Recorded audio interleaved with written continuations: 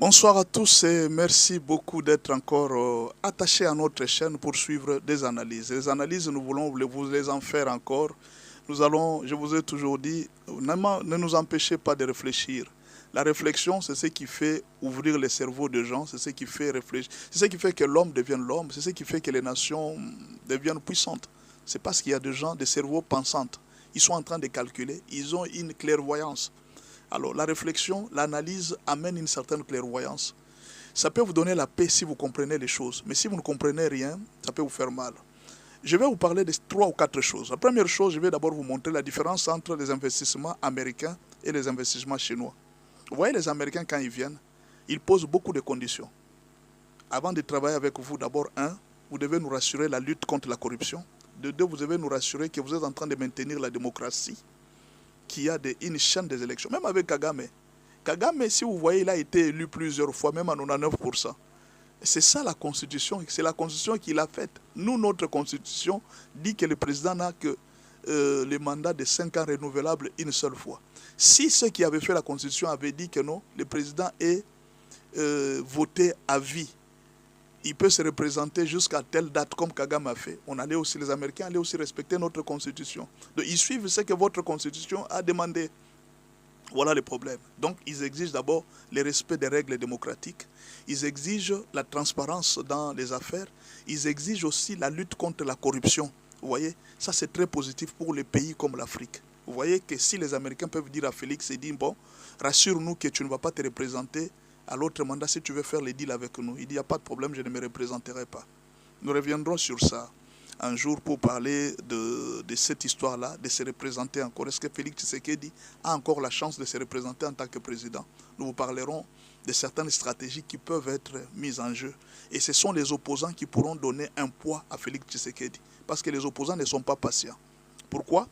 Les opposants, ils exigent en fait que Félix change la Constitution. En faisant la guerre contre Félix Tshisekedi, le M23 est en train d'exiger indirectement à Félix Tshisekedi de changer la Constitution. Pourquoi? Ils sont en train de demander d'entrer dans les institutions sans passer par la voie démocratique. Or, la Constitution ne le prévoit pas. C'est que d'une manière indirecte, ils sont en train de demander à Félix de changer la Constitution. Vous voyez un peu? Ce sont les opposants eux-mêmes qui vont exiger à Félix. Et si Félix réussissait à changer la Constitution, nous allons entrer dans la 4e République. Et si nous entrons dans la 4e République, tous les comptes seront à zéro. Donc tous ceux qui sont déjà partis, les Kabila et les autres, pourront se représenter aux élections. C'est la seule possibilité qui reste. Si on arrivait à changer la Constitution, le président Félix peut avoir la chance de se représenter encore en tant que candidat. D'où, mais si on n'arrivait pas à changer les élections, Félix Tshisekedi sera obligé de présenter son dauphin. Alors, qu'est-ce qu'il y a comme dessous des cartes dans ce que nous voyons là? La signature sera faite officiellement demain, à 14 h aux États-Unis, donc 20 h heure de Kinshasa. Donc préparez-vous demain samedi à 20 h, c'est là que la signature sera faite. De quoi est constituée toutes ces signatures? Nous allons essayer de voir les dessous des cartes. Premièrement, les Américains ont dit aux Qataris que non, voilà, nous avons changé de côté. Nous sommes maintenant du côté de la RDC. Toi, tu as tes intérêts là. Qu'est-ce que nous pouvons faire pour toi? Voilà pourquoi les Qataris sont intervenus. Ils sont intervenus en fait pour sauver leurs intérêts à travers Paul Kagame au Rwanda. Alors, le problème que les Américains vont exiger au Rwanda, c'est d'abord le départ de Paul Kagame. Ils ne peuvent pas travailler avec quelqu'un qui a des problèmes au niveau des Nations Unies. Ça ne sonne pas bien. Déjà, Kagame a perdu une très grande réputation. Ce qui fait que les Qataris seront obligés de convaincre Paul Kagame à laisser le pouvoir et peut-être à trouver un autre dauphin, à disparaître en fait en quelque sorte. C'est la même condition qu'ils ont demandé à Félix de ne pas se représenter dans l'autre mandat. Alors, la deuxième chose, ils vont donner à Kagame certains avantages. L'usine de raffinerie de coltan qu'il a, les Américains pourront acheter les coltans en RDC. Ils payent leurs taxes et ils pourront aller faire leur raffinerie au Rwanda. Les Qataris ou bien les Américains pourront acheter de l'or au Congo officiellement. Pas de contrebande, non. Ils vont acheter ça officiellement, ils vont exploiter ça officiellement, comme les autres mining qui sont là, hein, gold mining qui est à Kisangani et ailleurs, ils vont constituer des mining comme ça. Ils vont exploiter l'or officiellement, soit Si la RDC n'a pas toujours une usine de raffinerie d'or, on sera obligé d'utiliser l'usine du Rwanda pour raffiner de l'or. Vous voyez? Voilà la clairvoyance des dirigeants. Pendant que nous sommes là, les dirigeants devraient déjà penser à faire une usine de raffinerie de coltan. Même au niveau de Ouvira ou bien de Kalemi, on devrait déjà faire une usine de raffinerie de coltan. Pendant qu'il y a la guerre là, on est en train de construire une usine de raffinerie de coltan. Maintenant là, il n'y en a pas. Ils seront obligés, les Américains seront obligés, ils prennent le coltan et les Rwandais vont continuer à profiter d'une manière ou d'une autre de notre coltan. C'est ça la signature de ces choses qui sont là. La signature là, ce n'est pas une bonne volonté. Ce sont les affaires. On est en train de faire les affaires en fait. Et ce qui se passe là, ne voyez pas, oh non, les Américains ont pitié de nous, il y a eu beaucoup de morts. Non, non, ce n'est pas ça. Ce sont les affaires. Les Qataris sont en train de tirer, de protéger leurs intérêts au Rwanda. Les Américains sont en train de chercher les minéraux rares et les autres minéraux stratégiques. Ils sont en train de les rechercher au Congo. Ils sont pressés. Les deals doivent se faire très vite. C'est pourquoi ils ont imposé la paix au Rwanda. Ils ont donné beaucoup de conditions au Rwanda. Et parmi les conditions, il y a certainement le départ de Paul Kagame. Et ça, on ne va pas nous dire, non. Ce n'est pas à nous qu'on va dire. Kagame sait, et il a déjà reçu l'information qu'il doit quitter le pouvoir. Avec Trump, Kagame est obligé de partir. Il partira. Parce que les accusations qui pèsent sur lui ne peuvent pas permettre aux Américains de travailler avec lui dans la région des Grands Lacs. Ça sera difficile.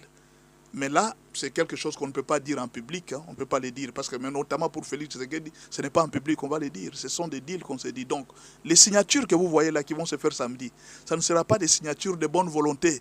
Ce sont les signatures des affaires. La ligne de conduite des affaires que les États-Unis vont mener dans la région des Grands Lacs.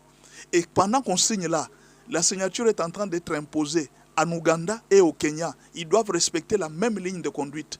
Voici les affaires que nous voulons faire. Nous voulons faire ça et laisser tranquille le Congo. Kagame a posé le problème de FDLR et dit il n'y a pas de problème. Nous-mêmes les Américains, nous allons prendre la protection de la frontière et nous allons sécuriser les FDLR. Ils n'entreront pas chez toi. Et les Congolais seront instruits aussi par rapport à ça. Ils n'utiliseront plus les FDLR par rapport à ça. Voilà un peu ce que les Américains ont pris. Alors les Américains ont dit aussi à Kagame, ils disent, nous allons commencer aussi à acheter tes propres minéraux. Comme tu as les coltans chez toi, nous allons acheter les coltans. Parce que c'est ce que Kagame avait dit, il avait les coltans, il avait même l'usine de coltans. Nous allons aussi commencer à acheter les coltans de chez toi. Et voilà là où se trouve le problème. Où est-ce que Kagame va trouver les coltans pour vendre aux Américains? Espérons qu'il va, ou bien il a déjà gardé les stocks et les stocks là chez lui, et qu'il va les faire sortir maintenant pour vendre aux Américains. Espérons. Mais ce qui est sûr, c'est que les deals se composent à partir de là.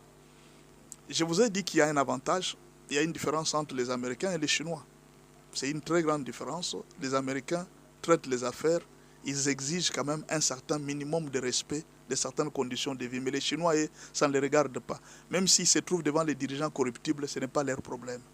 Et voilà, les Chinois peuvent se retrouver. Imaginez par exemple le contrat que Kabila a signé avec les Chinois. Sur terrain, il n'y avait pas quelque chose de grand. Vous voyez. Mais les Chinois avaient sorti près de 8 milliards de dollars dans ce contrat-là. Et la RDC ne s'est pas retrouvée. La RDC a presque perdu. Tout simplement pourquoi? Parce que la Chine, les dirigeants inconscients, ça ne les regarde pas. Même si vous vous entretuez, ça ne les regarde pas. Pour eux, c'est l'argent seulement. Mais les Américains, ce n'est pas ça. Les Américains posent des conditions. Lutte contre la corruption, promotion de la démocratie. Et si vous respectez ça, nous travaillons avec vous, nous vous sécurisons. C'est ce qu'ils avaient fait avec tous les autres présidents. Ils les ont sécurisés, ils ont fait tout ce qu'ils ont fait. Bon, en fait, ils ne sont pas parfaits, hein? Ils ne sont pas parfaits, mais au moins, c'est avantageux pour nous, pour le pays où les présidents veulent s'éterniser au pouvoir. Mais de même comme Kagame et les autres, je pense que cette politique de Trump, c'est une très bonne politique de ne pas fermer les yeux sur les mal que les dirigeants africains sont en train de faire. C'est quelque chose que nous devons encourager. Même Poutine ne peut pas faire ça. Poutine, quand il vient, lui, il vient juste, il vous donne des armes, vous combattez. Lui, Poutine, il est en train de combattre les Occidentaux. C'est bien. Mais combattre pour que vos vies